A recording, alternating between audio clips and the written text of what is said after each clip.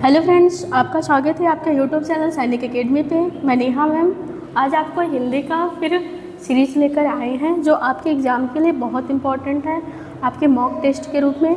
और आप लोग ज़रूर बताइएगा कि आपके कितने क्वेश्चन सही हुए और ये क्वेश्चन बहुत इम्पॉर्टेंट है। तो हम देखते हैं पहले क्वेश्चन की तरफ कि हिंदी गद्य के जन्मदाता किसे कहते हैं या किसे माना जाता है। तो हिंदी गद्य के जो जन्मदाता हैं वो आपका पहला ऑप्शन है प्रताप नारायण मिश्र, दूसरे हैं महावीर प्रसाद द्विवेदी, तीसरे भारतेंदु हरिश्चंद्र, यहाँ पे भारतेंदु हरिश्चंद्र और बालकृष्ण भट्ट। तो आपको पता है कि हिंदी गद्य के जो जन्मदाता हैं वो किसे माने जाते हैं? भारतेंदु हरिश्चंद्र। भारतेंदु हरिश्चंद्र को नव जागरण के अग्रदूत भी कहा जाता है। किसके? नव जागरण के अग्रदूत। ठीक है।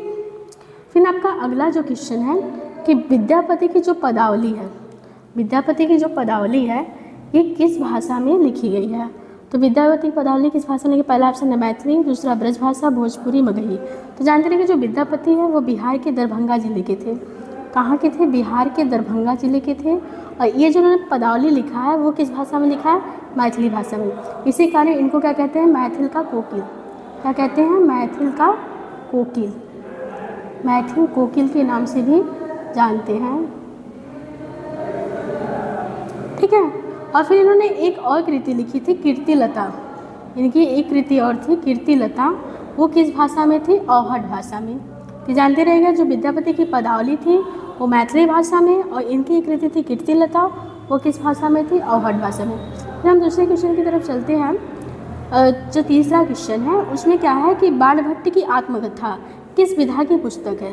तो जो बाणभट्ट की आत्मकथा है तो आपका पहला ऑप्शन है आत्मकथा, दूसरा है जीवनी, तीसरा है उपन्यास और चौथा है रेखाचित्र। तो आपको ये लगभग करके एग्जाम में बहुत बार क्वेश्चन पूछा है कि ये किस विधा से है, तो सब लोग लगाते हैं आत्मकथा, लेकिन ये जानते रहे कि ये किस विधा से है? उपन्यास से। तो बाणभट्ट की आत्मकथा ये किस विधा से है? तो उपन्यास से है। और ये किसकी उपन्यास है? तो हजारी प्रसाद द्विवेदी की। किसकी है? हजारी प्रसाद द्विवेदी की। ठीक है। फिर अगला क्वेश्चन है कि जो कामायनी है ये किसकी कृति है? तो जो कामायनी है वो किसकी कृति है? पहला ऑप्शन है जयशंकर प्रसाद, दूसरा है प्रेमचंद, तीसरा है निराला, चौथा है दिनकर।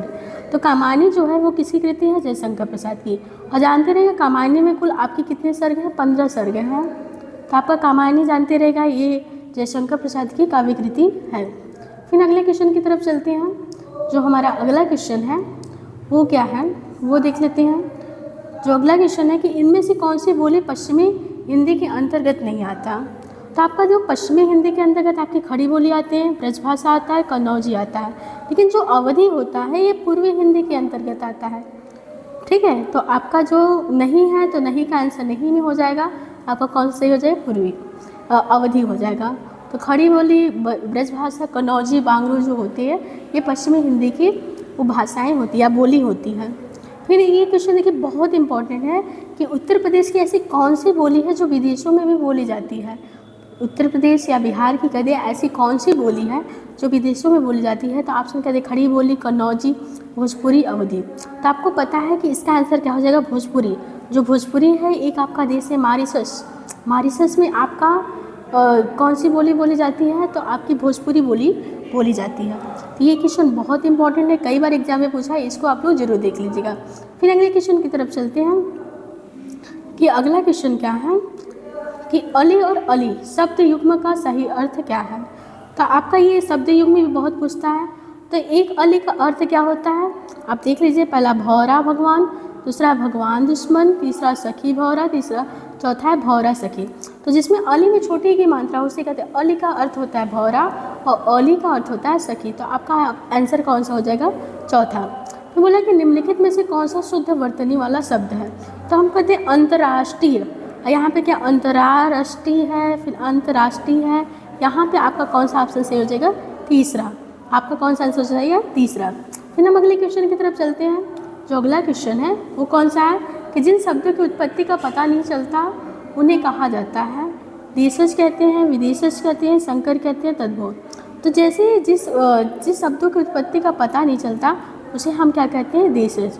और जो विदेशों द्वारा ली गई शब्द होते हैं उन्हें क्या कहते हैं? विदेशज। संकर जो शब्द होते हैं ये दो शब्दों से मिलकर बने होते हैं, एक आपके मूल शब्द होते हैं, दूसरा विदेशी शब्दों से मिलकर बने होते हैं। और तद्भव जो होता है ये संस्कृत का विकृत रूप होता है। फिर अगला क्वेश्चन है कि मुंह की खाना मुहावरे का अर्थ क्या है? तो ऑप्शन क्या है कि भोजन खा लेना, भाग जाना, हार जाना, यहाँ पे हार जाना, गिर पड़ना। तो आपको जानते रहिएगा मुँह की खाना का अर्थ है हार जाना, तो आपका आंसर क्या हो जाएगा, हार जाना। फिर आपका अगला क्वेश्चन क्या है कि स्वावलंबी होने के लिए मुहावरे का अर्थ क्या है। तो स्वावलंबी होने के लिए मुहावरे का अर्थ पहला ऑप्शन है पौबारा होना, पानी फेर देना, पैरों पर खड़ा होना, फूक फूक कर पैर रखना। तो पौबारा का अर्थ होता है लाभ होना, लाभ ही लाभ होना, ठीक है। पानी फिर हो जाना मतलब किसी काम पे पानी फिर जाना। इसका अर्थ होता है स्वावलंबी होने का मुहावरे का अर्थ होता है क्या, पैरों पे खड़ा होना। तो आपका सही आंसर क्या हो जाएगा, पैरों पर खड़ा होना। फूक फूक कर पैर रखना मतलब आपका बहुत सावधानीपूर्वक चलना, उसी कहते हैं। फिर अगला है कि कौन सा गणेश का पर्यायवाची नहीं है। पहला ऑप्शन है विनायक, एकदंत, धनद, लंबोदर। तो आपको पता है जो विनायक होते हैं जिसके एक दांत होते हैं, लंबोदर जिसका लंबा उदर है, वो किसको कहते हैं, गणेश के। लेकिन जो धनद है, धनद ये क्या कुबेर का पर्यायवाची है। तो आपका आंसर कौन सा सही हो जाएगा, तीसरा। फिर अगले क्वेश्चन की तरफ चलते हैं। जो हमारा अगला क्वेश्चन है सेम आपका वही क्वेश्चन आ गया कि कौन सा गणेश का पर्यायवाची नहीं है। तो आपको पता है कि कौन सा गणेश का पर्यायवाची नहीं है, तो आपका ये धनद। फिर आपको बोला कि निम्न में से कौन सा युग्म सही नहीं है विलोम की दृष्टि से। तो आपका जानते हैं पहला है गुण का अगुण, देव दानो, सम्मान आज्ञा, तरल ठोस। तो आपको पता है गुण का विलोम अगुण होता है, देव का दानो होता है, तरल का ठोस होता है, लेकिन सम्मान का क्या होता है, तिरस्कार होता है। तो यहाँ पे आपका क्या हो जाएगा, तीसरा ऑप्शन सही हो जाएगा। फिर अगले क्वेश्चन की तरफ चलते हैं। अगला क्वेश्चन जो है हमारा वो क्या है कि निम्न में से कौन सा तत्पुरुष समास नहीं है। तत्पुरुष समास आपको पता है कि इसका उत्तर पद प्रधान है, उसे तत्पुरुष का, जैसे कहते हैं आप बीती, तो इसका समास विग्रह क्या हो जाएगा, आप पर बीती, आप पर बीती। ये आपके क्या हो जाएंगे, तत्पुरुष समास के उदाहरण। फिर आपके स्वर्गवास, स्वर्ग के लिए वास, यहाँ पे भी तत्पुरुष समास। तिल को चाटने वाला, यहाँ पे भी तत्पुरुष। लेकिन दही बड़ा जो है ये आपका क्या है, कर्मधारय समास। कौन सा समास, कर्मधारय समास। तो आपका दही बड़ा जो हो जाएगा वो क्या हो जाएगा, कर्मधारय समास। फिर अगला है कि दुस्तर का संधि विच्छेद क्या होगा। हम आपको सब संधि बता रहे थे, तो उसमें बताते हैं कि जब भी आपके लास्ट में स आ जाए तो वो किसका रूप हो जाता है, विसर्ग का रूप हो जाता है। तो ये जो हो जाएगा इसका संधि विच्छेद क्या हो जाएगा, दुह धन तर। तो आपका दुस्तर का संधि विच्छेद क्या हो जाएगा, दुह धन तर।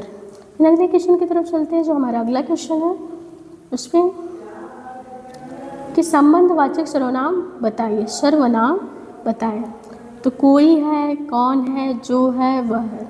तो आपको पता है जो कोई है, ये कोई जो है अनिश्चयवाचक सर्वनाम है। कौन सा, अनिश्चयवाचक, ठीक है। कौन जो है आपका प्रश्नवाचक सर्वनाम है, ठीक है, प्रश्नवाचक सर्वनाम। और फिर जो वह है ये क्या है, निश्चयवाचक सर्वनाम है, निश्चयवाचक सर्वनाम। लेकिन जो है, सो होता है, वो क्या होता है, संबंधवाचक सर्वनाम। तो आपका आंसर कौन सा सही हो जाएगा, तीसरा। फिर अगला है मैं 3 मिनट में आ रहा हूँ। इसमें कौन सा कारक है, जो मैं है, मैं में कौन सा कारक है। तो आपको पता है मैं किस कारक चिन्ह का है, आपादान। आपादान कारक चिन्ह क्या होता है, मैं, सॉरी इसमें आपादान का क्या होता है, से, अलगा होना। आपादान नहीं होगा, यहाँ पे क्या हो जाएगा, अधिकरण। तो अधिकरण का कारक चिन्ह क्या हो जाएगा, में या पर, और इसमें कौन सा कारक हो जाएगा, अधिकरण। आपादान में क्या होता है, अलग होना। संबंध कारक चिन्ह होता है काकी के, और कर्म का क्या होता है, को। फिर हम अगले क्वेश्चन की तरफ चलते हैं। जो अगला क्वेश्चन है भाववाचक संज्ञा के अंतर्गत आते हैं। तो बोला है पशु पक्षी के नाम। तो पशु पक्षी के नाम जो होते हैं व्यक्तिवाचक या जातिवाचक संज्ञा में होते हैं। गुण दोष जो होते हैं वो किस में आते हैं, भाववाचक संज्ञा में। तो दिशाओं के नाम होते हैं वो भी व्यक्तिवाचक। आभूषण जो होते हैं वो किस में आते हैं, ये आपकी आती हैं द्रव्यवाचक संज्ञा के अंतर्गत। तो आपका आंसर कौन सा सही हो जाएगा, गुण दोष आदि, ठीक है। तो आपका बी। बोला कौन सा शब्द स्त्रीलिंग शब्द है। तो इसमें जानते रहेगा जो छाछ होता है, छाछ पिए जाते हैं, तो छाछ आपका क्या है, स्त्रीलिंग है। बकिया तिल, टेसु, काढ़ा, ये सब आपके पुल्लिंग शब्द हैं। फिर अगला क्वेश्चन है कि चौथाई शब्द में कौन सा विशेषण है।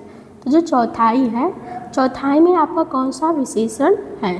तो जहाँ पे भी किसी चीज़ को दोहराया जाता है वहाँ पे कौन सा विशेषण होता है, आवृत्तिवाचक। गणनावाचक की बात करें तो जैसे 1 हो गया, 2 हो गया, 4 हो गया, वहाँ पे क्या होता है, गणनावाचक विशेषण। क्रमवाचक में क्या होता है, पहला, दूसरा, पहला हो गया, दूसरा हो गया, तीसरा हो गया, ये सब क्या होते हैं, गणनावाचक। और पूर्णांक में क्या होता है, जैसे कह दे 1/4, क्या कह दे 1/4, आधा, ये सब क्या होते हैं? अपूर्णांक बोधक विशेषण। तो आप जानते रहेगा चौथा में कौन सा विशेषण है? आवृत्तिवाचक विशेषण। फिर अगले क्वेश्चन की तरफ चलते हैं हम। अगला क्वेश्चन क्या है कि निम्नलिखित वाक्य में से किसमें अकर्मक क्रिया है? अकर्मक का अर्थ होता है जिसके साथ कर्म ना हो। जैसे शिशु सो रहा है, तो शिशु सो रहा है, ये कौन सी क्रिया हो गई? अगर हम अकर्मक क्रिया में हम किसको का प्रश्न करते हैं, अगर हमको उत्तर ना मिले तो वहाँ पे भी आपका कौन सी क्रिया होती है? अकर्मक क्रिया। तो हम कहते हैं कि शिशु सो रहा है, मतलब किसको सो रहा है, तो आपको उत्तर मिलना नहीं, तो ये क्या हो जाएगा? अकर्मक। बालक खेल रहा है, तो बालक खेल रहा है, किसको खेल रहा है? तो कुछ खेल रहा होगा। पढ़ रहा है, किसको पढ़ रहा है? किताब पढ़ रहा होगा। लिख रहा है, किसको लिख रहा होगा? कुछ तो लिख रहा है। तो यहाँ पे कौन सी क्रिया हो जाएगा सही? सोना। सोना क्या है आपका? अकर्मक क्रिया। फिर अगले क्वेश्चन की तरफ चलते हैं कि कौन सा वर्ण, यहाँ पे होना चाहिए काकल्य वर्ण। काकल्य वर्ण, यहाँ पे देख लीजिएगा काकल्य वर्ण। जो काकल्य वर्ण कौन सा होना चाहिए? तो काकल्य वर्ण इसमें कौन सा है? हाँ, जो है ये क्या है? काकल्य वर्ण।